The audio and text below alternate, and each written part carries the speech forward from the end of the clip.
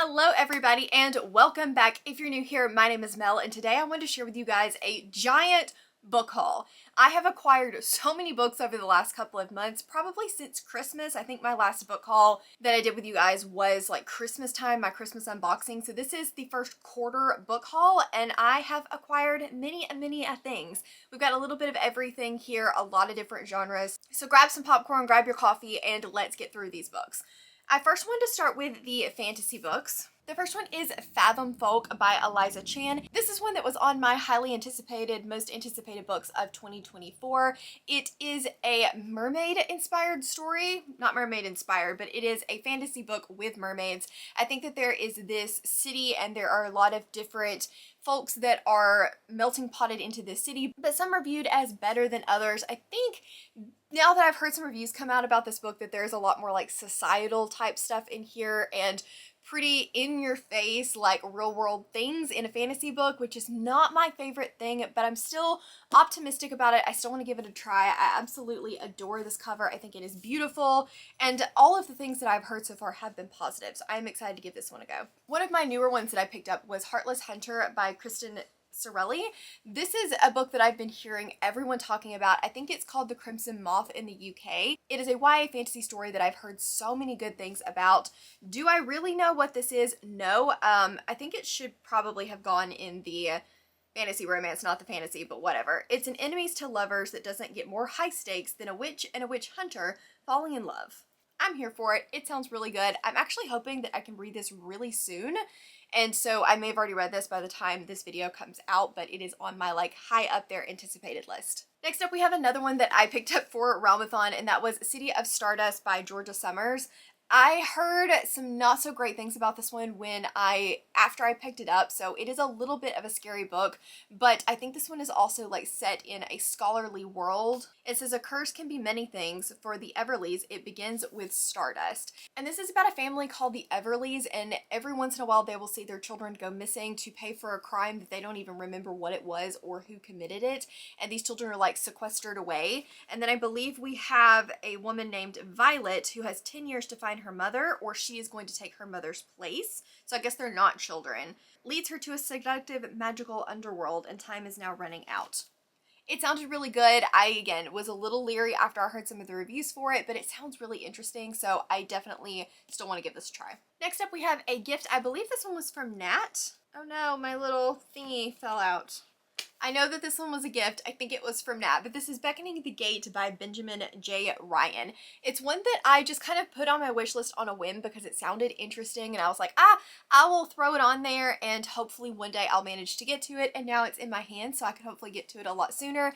This is about a girl that is just wanting to escape when there is gossip all around her and there are fingers pointing at her for murder. She finds a key, and this key leads her to a magical world where there are princesses and fairies and an ancient evil is stirring.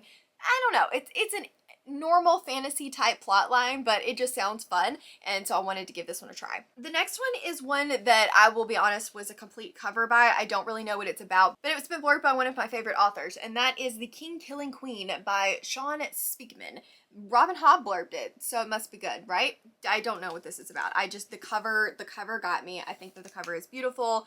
It's a new trilogy, and it has an apprentice storyline. They can be only undone by natural death, so you can't kill these people. Decades later, one of his line is a devoted apprentice to the Master Kel and stepbrother to the High King. On the king's deathbed, he and his scions learn the surprising truth that she is the king's named heir. Worse, when he dies, the witch's curse is no more, leaving all of them suddenly vulnerably mortal.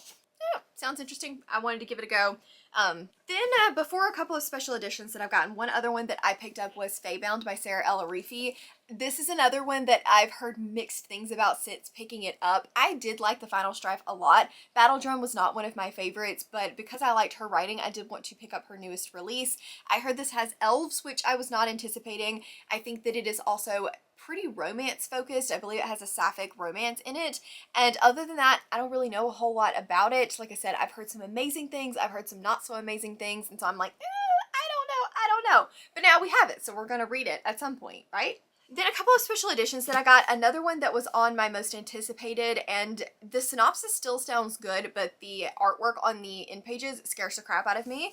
And that is To Cage a God by Elizabeth May. This copy is the Illumicrate copy. It is very, very pretty. I love the back.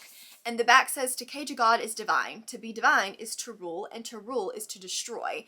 And nothing about like this back cover screams whimsical to you, right? Nothing about this front cover screams whimsical to me. But then when we open the book and we get to the end pages, that looks whimsy to me. So I'm a little scared of it, but also it sounds good. It's very pretty and I'm excited to pick it up. And then one that I have already read is the newest edition of the Bone Season. This is actually the Broken Binding edition, which has beautiful sprayed stenciled edges. And I couldn't resist. This copy I thought was sold out. They put the extra stock back up. I managed to get it. It was meant to be. Don't come for me.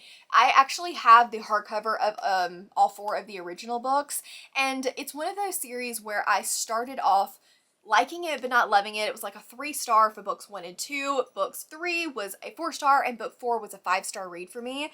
But I'm still a little bitter about it taking so long for the next book to come out and her rewriting the first book. Don't get me started. We don't need to get on that soapbox. But I couldn't resist getting the 10th anniversary edition. I couldn't resist getting the one that has the new written material because I want to know, is it worth it? Is it that much better? Am I going to give this a 4-star or a 5-star instead of a 3-star? We'll find out. I'm a little leery to read this copy, I'm not going to lie, because I don't want to mess up the pretty pages, but I definitely do want to read this. Next up, I guess let's go through the horror really quickly because I don't have a lot of those. The first one is The Hollow Dead by Darcy Coates. This is the 4th and most recent installment in the Gravekeeper series, which is following Kira, who is able to see the dead, and she kind of helps them get to the other side. Think Ghost Whisperer, but make it cozy horror and in book form. Then we have Delicious Monsters by Leslie Sambury. This one is a point of view storyline. I want to say it's even a multi-generational storyline, and I don't really know a ton about it. It got really good reviews. Lexi and I were at the bookstore. She said it sounded good. I loved the cover, and so we both grabbed it. This cover is gorgeous. I think that it is so pretty. You can't see it because of the glare of the ring light, but yeah, I have this. Do I know that much about it? No. Am I still planning to read it anyway? Yes. This is a young adult horror. Another one that I decided to pick up was The Invocations by Crystal Sutherland. I've heard so many good things about her other book, House of Hollow, and it's just one that I'm interested in, but I'm a little bit leery of because I'm afraid she is a little too whimsical for me. But this one just sounds really good. I actually skipped the Evernight edition of this because I was like, YA, I'm not really sure if I'm gonna like it. I'll just skip it. And then I saw this copy at the bookstore and it was cheaper, and it doesn't have a dust jacket, which I love. It has these beautiful like rose gold shiny edges, and I was like, I think that has to come home with me. So it did. The tagline to this just says 3 girls, 1 supernatural, a killer on the loose. And I don't know, it just sounds good. There is a murderer and a murder mystery plot. Tori said it was really good. I'm planning to pick this up. When, I'm not sure. If it has a school setting, I've probably already read this before you guys see this video. Next up we have Malice House by Megan Shepherd. This is a horror fantasy blend that Lexi really enjoyed and said that she thought I would enjoy as well, so I decided to grab this one. I believe it is not really a haunted house story, but it definitely gives me haunted house vibes. I'll be completely honest, I don't really want to know more about this other than Lexi's recommendation going in, because I feel like it's one of those books that is better the less you know, and I want to be surprised. So I'm not going to read the back of the book for you guys. Just, you know, it's pretty. Go check it out, Malice House, but I'm not going to read the synopsis myself. Then we have another one that was gifted to me by Holly, so thank you so much, Holly, and this is The Quiet Tenant by Clemence Michon, I think is how you say that. It's French, and I'm not French. I don't do French very well. This is a literary horror, I believe, following a serial killer and the women that he has not killed, essentially. I want to say that people have said it's similar to Notes on an Execution. It has, like, different points of view from different women, like his girlfriend, the woman he didn't kill, and someone else, I forget, but it's all of their perspectives on this one guy and how your perspective is different based on your relationship to someone. It sounds interesting, but also a little bit slow. I do want to pick this up, but I think I'm going to have to be in the right frame of mind for it, so I'm not sure when that's going to be. Then we have Hemlock Island by Kelly Armstrong. I mostly just picked this up because it had a building on the cover. I needed books with building on the cover, and I've liked Kelly Armstrong before. I actually did like her urban paranormal fantasy series like way back when. I don't even remember what the name of that series is anymore, but I liked her writing, so I was like, we'll grab it, we'll pick it up, we'll see what it's all about. Do I know what it's about? Not really. Unsettling dread that is sure to keep you reading until the very end. It's about a woman that has a vacation home and she's renting it out to strangers, but she has panic attacks about all of this invasion of privacy. It is the only way that she can keep her beloved Hemlock Island. There are terrified tenants that flee because they found blood and nail marks all over the guest room closet. She shows up to investigate, and her ex is there. And there's an old high school friend, there are tensions, there are secrets, and before long, the discovery of a hand poking up from the earth and a body that goes with it. I think there's a lot going on in this book, but I'm strangely here for the ride. And then one that I grabbed from Aardvark because I just wanted to try their subscription. Book of the Month is one that I had before, and I just, the spine, the logo on the spine, it just messes with my bookshelves and I don't love it. But these don't have logos on the spine and they're still cheap hardcovers, so I decided to try it out. And I actually really like these editions. I think they're good, solid hardcovers, and I like how their logo kind of like blends into the cover. This one is one that Lexi said she enjoyed. I think gave it a 4-star. She did say it felt a little bit too long, but I'm a fantasy reader. I'm used to long books, so hopefully that won't bother me. And it's about a woman that works for a casino in LA, and she is trying to catch cheaters, and her sister is a famous actress, but then suddenly there are reports of her sister dying in a remote rehab facility, and she is not sure if she can believe that her sister committed suicide. So battling her own addictions, she decides to go to this clinic to investigate and find out what happened to her sister. Okay, now is for the fantasy romance, and there are quite a few romanticies in my stack, so I guess let's just grab the first one. First up, we have Kushiels Dart by Jacqueline Carey. This is supposed to be the like original fantasy romance, the end all, the OG. I don't know much else about it at all other than it's just one that I've heard really good things about, and I kind of want to see what the fantasy roots are, what the romantasy roots are that aren't like paranormal romance, because I've read a lot of paranormal romance. That was like my thing back in the day. I have all of the like J.R. Ward down here, and I'm not ashamed of that, but I want to see what some like old school more romantasy is like. This one is about a place called Tier, a place of unsurpassed beauty and grace. It is said that those who dwell there are formed from the seeds of angels and men, and all live by one simple rule: love as thou wilt. And I believe it's about a woman that is taught to give pain and pleasure at the same time, and she's like a spy or an assassin or something like that. She gets information, and I don't really know much about that. They call her a liaison, but I think she's more of like a spy. So very interested to give this a try. Then we have one that was gifted to me by, I believe, Deb. Yes, then we have one that was gifted to me by Deb, and that is Spindle of Life by C.L. Wom. I don't know a whole lot about this, but I think it was Sav from Sav's Books on Instagram was mentioning this. I want to say this is a Rumpelstiltskin reimagining. I don't think it's a retelling, but I think it's more of like an inspired by, which I've never heard before, and the way that she described it sounded really good. This also has a school setting in it, which is another reason I picked it up. It says fans of magical schools, academia, and Greek mythology will rejoice in the elemental magic and lush world building. There's an ancient war between the fates, and we have a school run by old witch hunters. Amongst the student body, there's a child of life destined to set magic free and end the war. I don't know, it just sounded fun, and I wanted some more romantasy with school settings.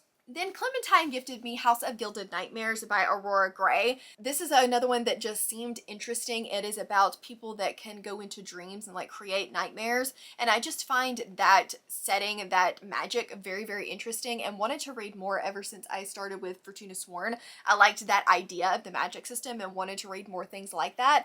Do I know if this is anything like Fortuna? No, but I think it has a relatively similar magic system. We have a Shadow Fae Guardian, the future Queen of Nightmares, and the dark destiny that they share. Next up is one that everyone has been buzzing about recently, and that is A Fate Eaten in Blood by Danielle L. Jensen. I am very excited to pick this one up. I read The Bridge Kingdom, I think 2 or 3 years ago, and I remember liking it but not being blown away by it, but I only read the first book. I liked the writing style, but I really don't remember what about the romance did not like blow me away, but I feel like my taste has slowly started to evolve over the last few years, so I wanted to give Danielle L. Jensen another try. If I love this, I may go back and reread The Bridge Kingdom, because honestly, I remember nothing about it. I remember, yeah, no, I don't remember anything about it. So I would have to reread it before going into the second book anyway. So I wanted to give this book a try. This is like Norse mythology, Viking inspired, I believe. And so many people are buzzing about it recently that I just had to get it. Also, the first print run has these beautiful, beautiful, like light blue sprayed edges, and I could not pass that up. Oh, well, another fantasy wiggled its way in here. I am loving this trend of no dust jackets. It is my favorite thing ever, but this fantasy is The Tainted Cup by Robert Jackson Bennett. I did not like this cover. I was actually planning to hold out and buy the UK cover, but when I saw it in the bookstore and realized that this was a dust jacket free copy, I decided I had to pick it up. I think there's a murder mystery element to it. It's a hot Holmes and Watson style detective duo that take the stage in this fantasy with a mystery twist. And Jonathan recently loved it, Sherry recently loved it, Rachel recently loved it, so I'm like, everyone's loving it, I have to pick this up right now. Then we have one that I did not know anything about. I'm not a TikTok girly. I don't go on TikTok. TikTok scares me. So I did not know that this was a TikTok sensation. I did not know that it was a TikTok sensation that it was also getting a lot of not great reviews when I picked it up. I just saw that there was 3 deadly challenges and was like, ooh, a competition. And that's How Does It Feel by Jeanne O'Reilly. Again, I don't know anything about this. I just read the tagline that said a forbidden obsession, unyielding family alliance, and 3 deadly challenges and was like, sold. But we'll see. We'll see how I end up feeling about this. It's not very long, and I don't know. I want more romance. I want more books with competitions. That's something that I love, something that I always look for. So if you've got any recommendations for books with competitions, link them down in the comments for me because I absolutely want to pick some more up. Then we have a chunker, and when I say a chunker, I mean a chunker that Jonathan sent me. And I mean, like, you would think that because this book is so thick that the font was probably huge and that's why it was so thick. No, font is itty bitty and it's 730 pages, and that is Gods and Monsters by Kayla Edwards. This book is huge, like a brick, a literal brick. But I don't know, it just sounds like a lot of fun. It, I believe, is about a world similar to like the Crescent City style, where we have a city that has vampires, werewolves, witches, and other supernatural creatures. She barely escapes abduction, more women start disappearing and slowly turning up dead, so our two main characters are searching for answers that take them deep into the corrupt underbelly, where they'll discover a dark secret that threatens to unravel their world. And when tragedy strikes, Lauren learns that love can make ordinary person do extraordinary things. I don't know what trope, like romance trope this is. I don't know if it's enemies to lovers or what, but I don't know. I love the cover. That was part of the reason that I wanted it, and it being chunky, strangely enough, makes me more excited. Then we have another slightly chunky one, and that is The North Queen by Nicola Tiche. This was gifted to me by Bree, so thank you so much, Bree. We absolutely need to do a buddy read for this soon. This one is another romantasy that I just heard about, kept seeing, and thought was really interesting. It's the return of a lost heir, a conflicted duty, and a twisted fate. I want to say that this one is also enemies to lovers, and I'm always looking for more of the enemies to lovers trope. Then we have a special edition that I've been waiting on since November, you guys. It has been a minute. It's been a minute, but it's finally here, and that is the Book of Azreal, the Bookish Box edition by Amber V. Nicole. I started this one when we were on our way to Maine, and there was just too much going on. There was packing, there was driving, there was trying to get on planes, there was people talking, there was meeting up with people and missing flights, and it was just too much chaos, I think, for me to fully enjoy this book. So I'm going to restart this and try it again because I think it's something that I could really enjoy. This is an urban fantasy room. This is an urban fantasy romantasy with a morally gray heroine and 2 warring factions, 2 warring species. And I liked the setup for it, but I just feel like I didn't really give it the time that it was due. I think that the edges on this are really, really cool. I actually like the reverse dust jacket a little bit better than the front dust jacket, I think, but I don't know. It's kind of hard to refold these, so I don't know if I'll switch it out because I do still like this dust jacket. Then we have Blood Sanctuary Part 1 and Part 2. This is books 3. Yeah, this is book 3 of the Blood Mercy series that I just desperately need to continue, following Cassia and Leo. Cassia is the bastard daughter of a king, and she's just trying to get answers for the death of her sister. And then we have Leo, who is a cinnamon roll vampire, and I am here for their relationship. I could not ask for a better couple, so I'm so excited to continue on in the series. One that I just recently read and really loved was When the Moon Hatched by Sarah A. Parker. This book was just so much fun, such intricate world building, and if you like a sassy main character with a lot of one-liners and you like a really interesting world, then I would suggest giving this a try. If one-liners drive you crazy, don't pick this up. I know the writing style bothered a lot of people, but it didn't really bother me. This is about a world where we have the moons are dragons. So basically you have dragons in the world, but when they go to die, they curl up and just calcify in the sky. Well, when this god was freely roaming the earth, these dragons were able to fall like meteors and were destroying the world. So they trapped this god away in a stone, and it is worn in the forehead of a certain family line. There's more to it than that. Our female main character is an assassin, and I don't know, this book is just a lot of fun, and I loved it and would recommend it if you are a certain reader. And then last but not least, I have books 2 and 3 in the Once Upon a Broken Heart series, The Ballot of Never After and A Curse for True Love. I did give Once Upon a Broken Heart a 3-star, but I still liked the vibes of it and I wanted to continue on and try the rest of the series, so I was able to grab these two. One of these, I think it was The Ballot of Never After, was a gift from Deb, so thank you so much to Deb. These are like almost feels like a Disney Once Upon a Time retelling, but also I liked where the plot was going in the end of the first book, so I don't really know how to describe this series, but Disney Once Upon a Time Wonderland kind of does fit the bill.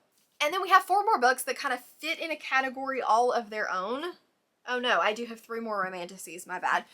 One of them is Lady of Embers, which is the 4th book in the Lady of Darkness series that I've been binging, adoring, loving. You guys have heard me scream about this. I probably don't need to scream about it anymore, but this is like some one-liner sassy female main character, but not quite as extreme as When the Moon Hatched. I love this couple. It is a plot-forward fantasy romance, which I really like. A super, super slow burn. It was great. I'm loving this series. I am almost done with book 3 as I'm filming this video, so I cannot wait to get to book 4 very soon. I also picked up Vows Ruins by Helen Shure. This is the 2nd book in the Blood and Steel series, which I am very, very excited to read. I liked Blood and Steel. It was one of those that I enjoy more as I think back on it, and I'm excited to continue because I need to read more about Wilder and his man bun and forearms, honestly. And then the last romantasy that I have is A Kingdom This Cruel and Lovely by Stacia Stark. This is the 2nd book to... I forget the title of that first one. It's always got a twisty-turvy title that I can never remember. But this was a fun, also plot-forward fantasy romance that I really enjoyed. And I'm trying to do a little bit better about continuing on with sequels this year, so I wanted to have this to remind me to read it. And then last but not least, I have 4 books that kind of fall into their own category, kind of. Some of them are still fantasy, but I don't know, they just feel a little bit different. So, Bride by Ellie Hazelwood. This is one of the other ones that I got from Aardvark, and I'm freaking terrified of this book, yet oddly intrigued. This is paranormal romance, but with Omegaverse and werewolves, and it's by a contemporary romance author that I've never read from before, and I don't know what I'm getting myself into, but I'm here for it. I'm here to try it, and we're going to try it, and that's all I got. Then another one that, again, is one of those, like, am I really going to read this? I think I am going to read this, and that's Butcher and Blackbird by Bryn Weaver. This book I heard everyone talking about. It is a serial killer romance. Don't really read contemporary romance at all anymore, even dark romance, so I'm slightly scared of this one, but I've heard the banter is really good, and even Lexi was really enjoying it. Monica keeps screaming about it. Then we have An Education in Malice by S.T. Gibson. This is a dark academia from the same author that did A Dowry of Blood. I think it's in the same world as A Dowry of Blood, although I'm not really sure how that works. It says one of us is always going to bleed for the other. I'm just excited. I really liked S.T. Gibson's writing. I liked the way that she wove that story and took such a unique take on it that I'm excited to see what she's going to take next. And then last but not least, before my camera overheats, we have Gothicana. Will I read this? I don't know, but it had pretty edges. This book scares the crap out of me. It's dark academia, dark romance, same kind of conversation as Butcher and the Blackbird, but here we are. Okay guys, so I think that that's everything. My camera is overheating because I've been talking for way too long, but thank you so much for hanging out with me. If you want more book hauls, I will leave that up here for you guys. As always, links to my Patreon, Instagram, Twitter, and Goodreads are all in the description box down below. If you enjoyed this video, please give it a big thumbs up and subscribe if you want to, and I will see you guys next time. Bye!